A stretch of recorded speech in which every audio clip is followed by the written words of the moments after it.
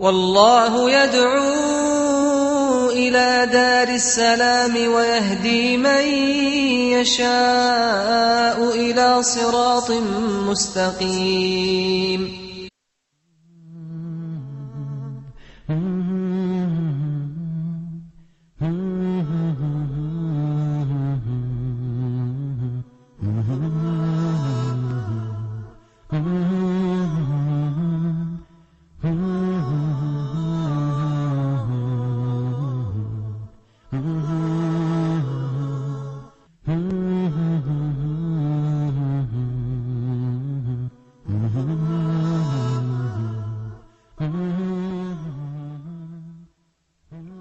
بسم الله الرحمن الرحيم.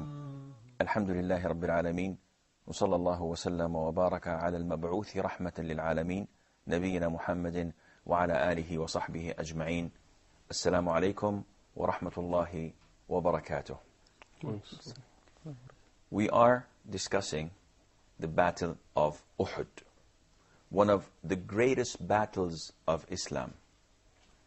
It happened on the 3rd year of Hijrah, 1 year after the defeat of the polytheists, the idol worshippers, on the battle of Badr.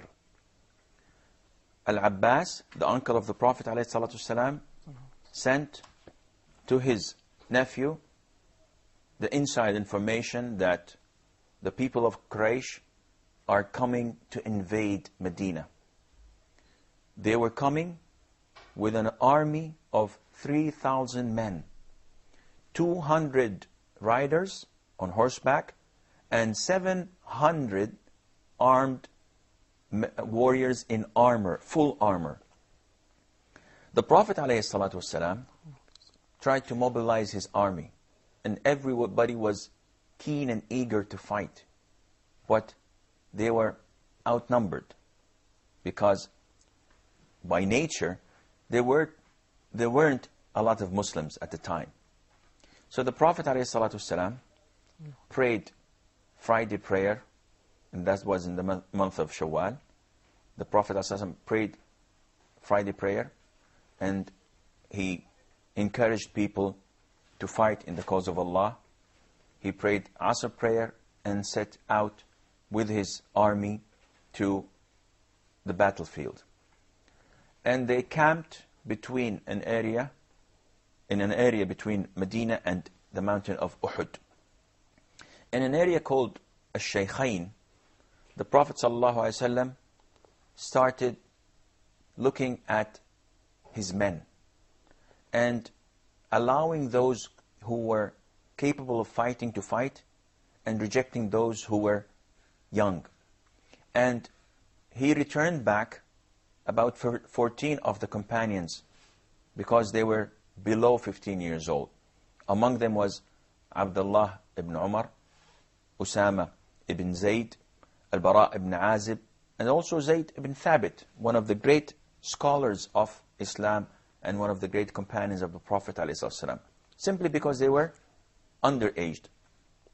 He allowed only Rafi' ibn Khadij, may Allah be pleased with him, though he was 14, he allowed him in the army because he was an excellent archer. Samura ibn Jundub, who was also a companion, who was also 14, objected. He said, how do you reject me and accept Rafi' while I am stronger than he is? I'm better in the battlefield than he is. And the funny thing was, at first, when the Prophet ﷺ rejected Samura, he burst into tears. He cried like a child, like a baby, 14 years old. He wants to go to fight. Subhanallah. It's not a game. Yet these boys were men. They knew what fighting meant. They knew the implication of their actions. Nevertheless, they wanted to die in the cause of Allah. So when he saw Rafi' being admitted to the army, he objected to the Prophet ﷺ. So the Prophet asked him, are you able to pin him down to the ground if you wrestle with him? He said, give me seconds. So he told him, okay, go, let me see what you do. And in a matter of seconds, Rafi' was on the ground and Samurah was pinning him down. So the Prophet ﷺ accepted him and admitted him to the army. Now the issue would be, is this ethical in today's standards? In the sense, is it okay for children to fight in wars? So they say. And they have these special courts, especially in Africa and in Sierra Leone and so on, where they court-martial, whatever, those who admit children into wars. Well, I don't know what the rules are according to the European or to the Geneva Conventions, but it all different from different societies like we have in Palestine. The youth are more stronger than the men in most places in the world because their beliefs or their culture is a culture of, you know, maturity at a young age, while in the West or other places the youth, they play with computers and the mindset is different. And I believe, like how you mentioned before about how the strength of the companions and how big they were, how strong they were, to a level like, you know, unbelievable that could happen these days. Like it could give me, myself, a hint like they were really strong, that their children could be like strong men at the moment. Okay. The criteria that we should judge things over is not what they think. It's what the Quran and the Sunnah tell us. And that is why they say beyond or below 18 years of age, a woman cannot marry. She's underaged. They say if she's over 18 and she has intimate relationship, this is with her concession, that's okay. In Islam, it's adultery. Fornication is not forbidden, is not permissible in Islam. They say if this took place before she was 18, this is considered to be rape.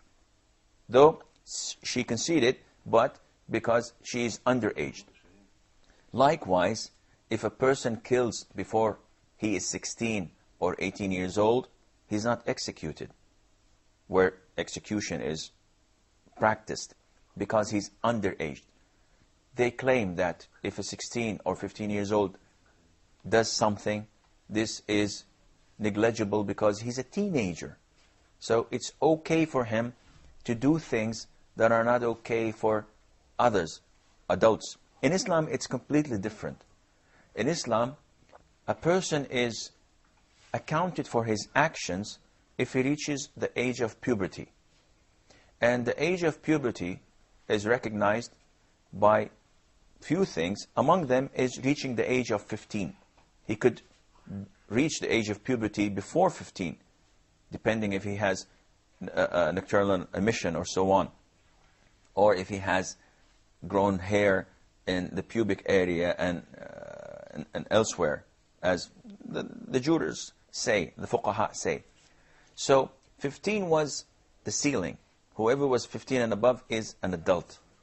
And that is why the Prophet ﷺ would not have children fighting in his side, but Rafi' and Samurah were adults. They had reached the age of puberty, but they were below 15. And this is how we judge on things.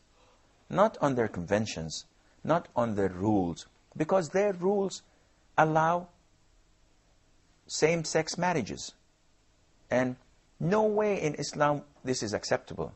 Homosexuality is not acceptable in Islam. So we judge things through the spectrum of the Quran and the Sunnah, not through their eyes. Abdullah?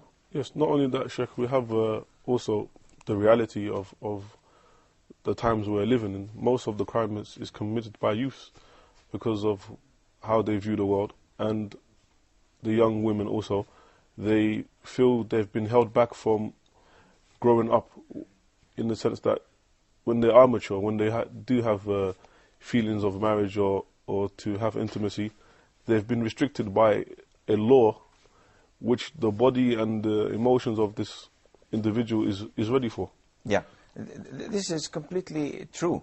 And again, it's our rules that we should apply and practice, simply because it's not human-made. It's divine. It's from Allah. Allah Almighty created us, and He sent us this manual to operate and to tell us how to operate His creations.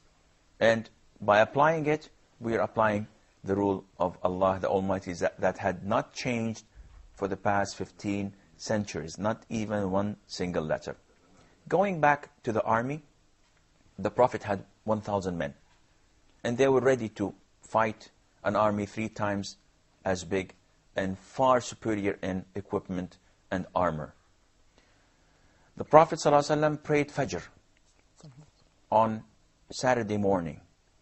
And after they prayed Fajr, they could see the army of the polytheists. They were so close to them.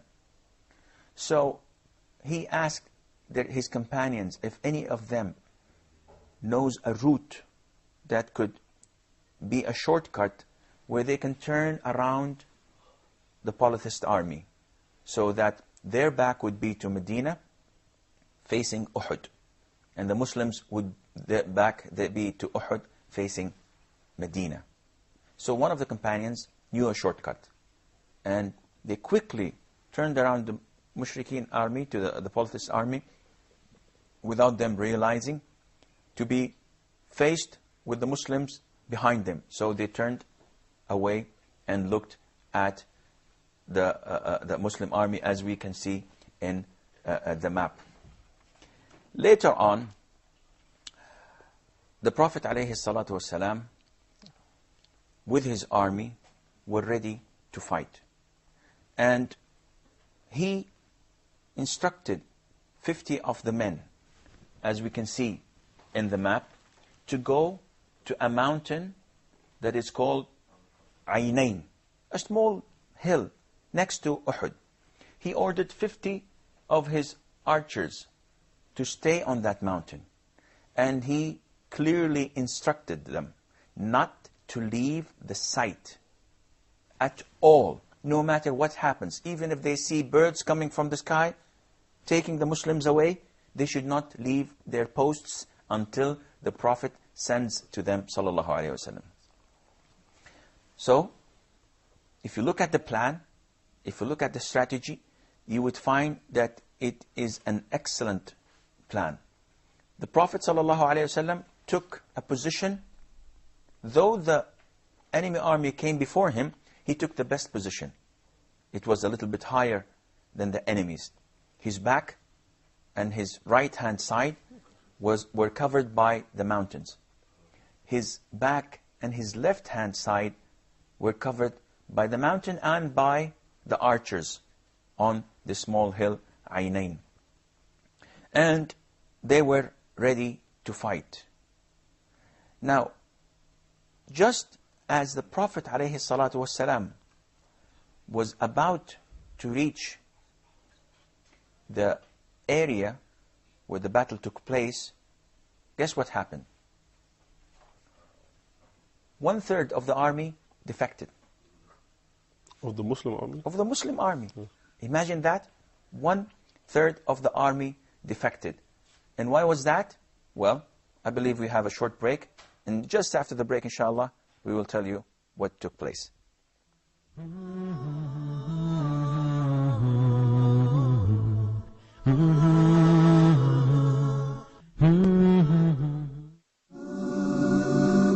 So this is an open invitation for everybody to recognize God and enjoy His blessings in this life and His mercy in this life and in the hereafter as well. Allah, Ar-Rahman, Ar-Rahim. Each name has a meaning. Each name signifies a nature of Allah the Almighty which no one shares or is compared to Allah in it.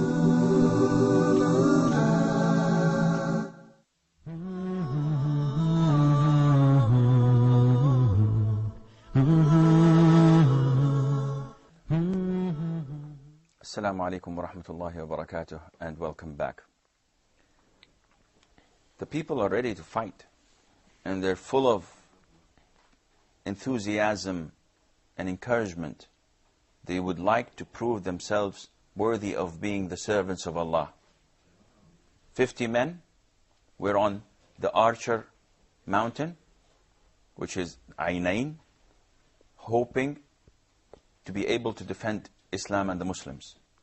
The remaining were on the battlefield, ready to fight of an army 3 times as big as theirs. On that spot, 1/3 of the Muslim army defected. And who would you guess that would be? Hypocrites. The hypocrites. Abdullah ibn Ubay ibn Salul took 300 of his men and said, Muhammad, you did not obey me when I told you not to fight outside of Medina. Fight on your own. And he left. The son of a so-and-so could have, from the very beginning, not gone out with the Prophet ﷺ. But he did this intentionally. He did this so that he would weaken the Muslims. Once they see 1/3 of their army defecting and retreating, and he wanted to strengthen the army of the polytheists. When they see that, and they say, now we're 4 times as big as they are, and better equipped. This caused a problem at the very beginning, because 2 tribes of the remaining Muslims had second thoughts. Banu Haritha and Banu Salama from the Ansar. But that was only a thought that crossed their mind. And soon after, Allah Azza wa Jal strengthened their hearts, and they decided to fight to the death with the Prophet ﷺ. And this was mentioned also in the Holy Quran, and they were supported and strengthened by the will of Allah. Otherwise they would have been with the hypocrites and doomed in hell forever. This was not a surprise, a big surprise to the Prophet ﷺ. On the contrary, this was a gift from Allah.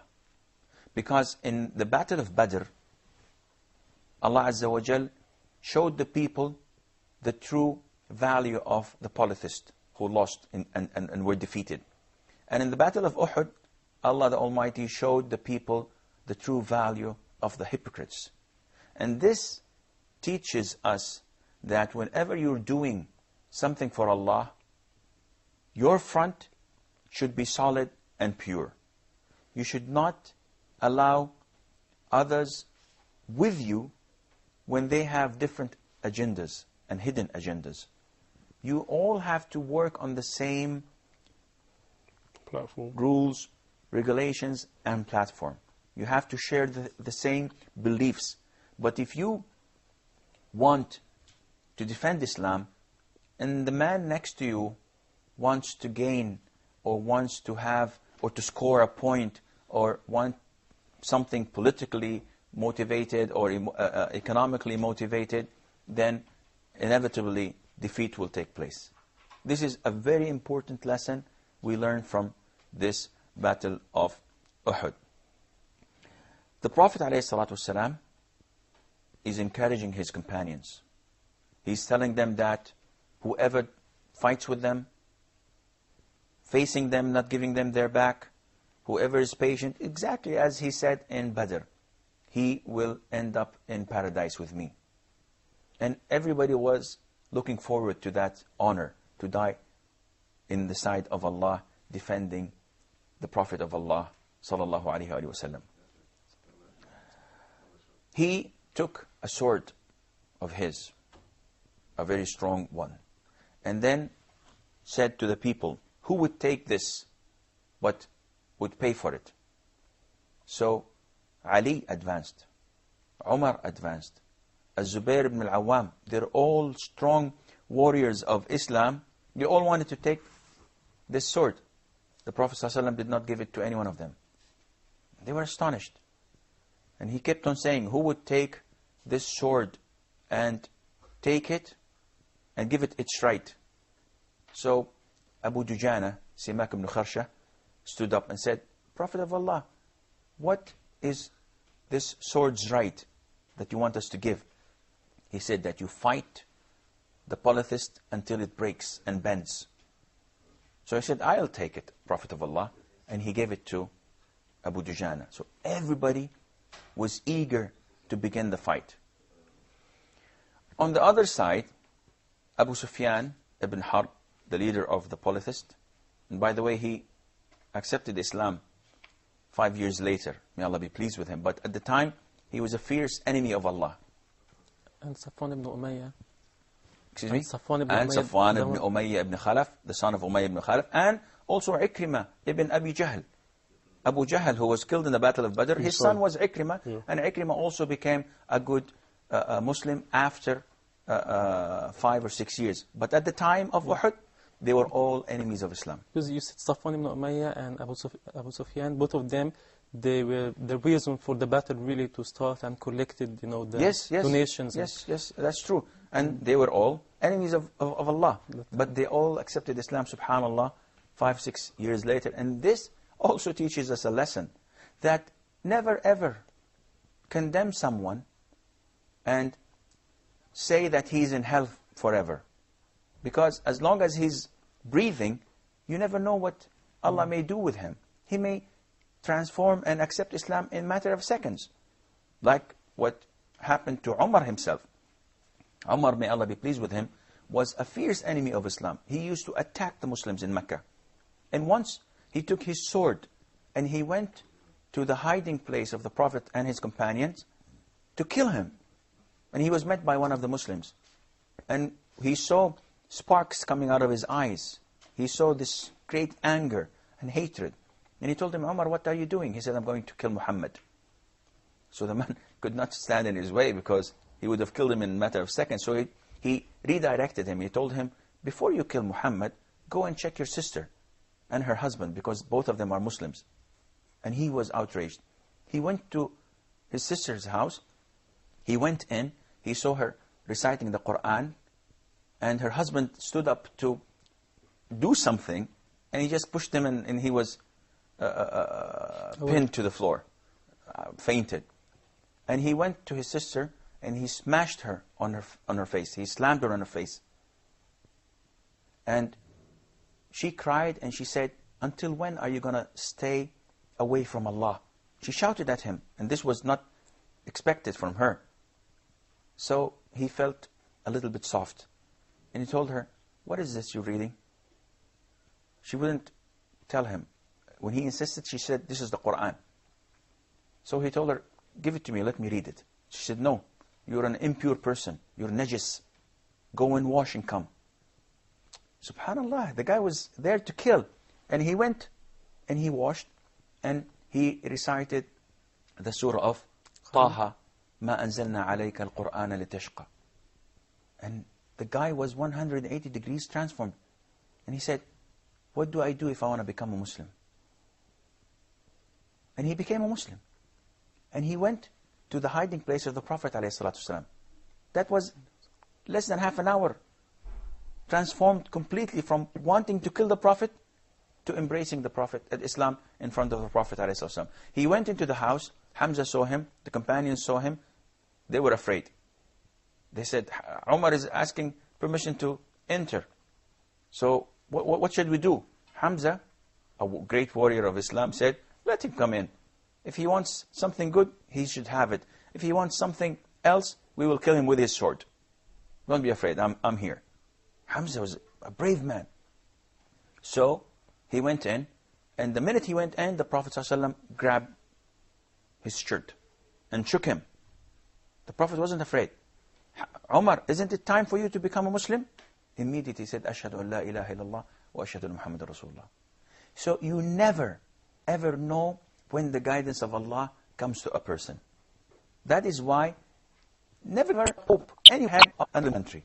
And I had at the other side as well, we can't trust ourselves. Like I can't say about myself, I don't know if I'm in paradise. If I'm Muslim, I can't trust myself. Where will be my Jazakallah khair. That is exactly the true thing to say.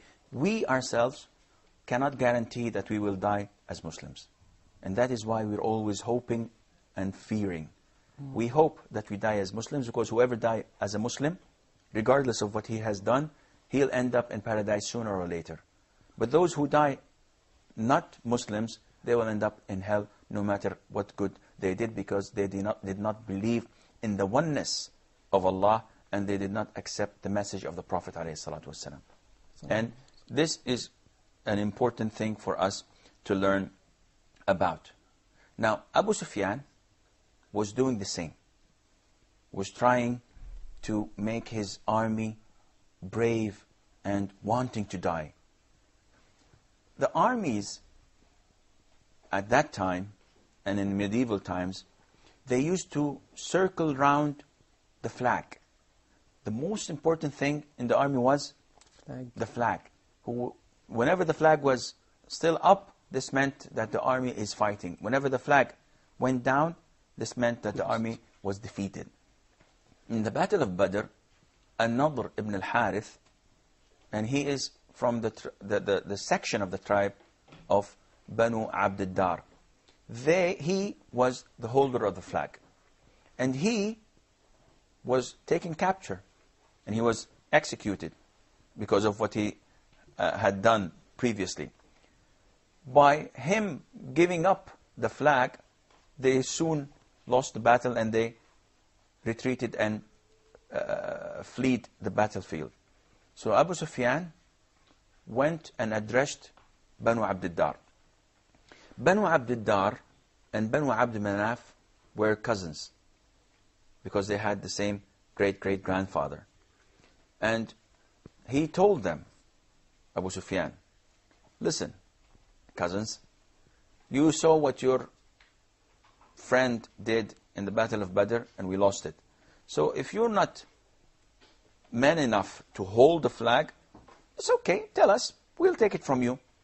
This came, of course, as an insult. What are you? You're accusing us of being yellow? Accusing us of being cowards? And they damned him, and they cursed him, and they told him, we will show you what we will do. What they did, inshallah, this is what we will know when we meet next time. And until then, fi amanillah. Wassalamu alaikum wa rahmatullahi wa barakatuh.